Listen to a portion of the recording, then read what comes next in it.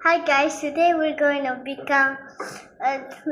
tell the story that I became the Ketua class. Okay, how they pick? Teacher bagi Yusuf pick Ketua kelas. Yusuf pick at the 8. At the time 8. Yusuf number 8 Ketua kelas. And teacher suruh kita marah orang, kita kata masuk dalam kalau orang pergi dekat luar. So Yusuf kena cakap macam tu lah? Ya. Also kalau dia bising, Yusuf kena cakap Okay, so Yusuf kena cakap diam kat orang lah. ya. Okay, so other than you, ada lagi tak ketua kelas lain? Ya. Dia orang pun kena cakap diam macam tu dekat orang? Ya. Oh ya?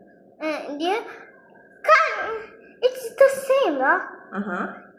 Lepas tu teacher bagi try to guess guys, try to guess. What is it guys? What is it? You're right. So ketua kelas ada berapa orang? Sabar ni. Okay. Try to guess what I got. Try to guess what I got. Coming the ketua kelas.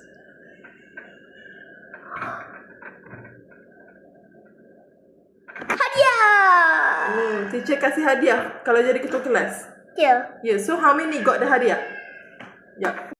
How many people got the hadiah? 7 lah. 7 people got hadiah? I mean all.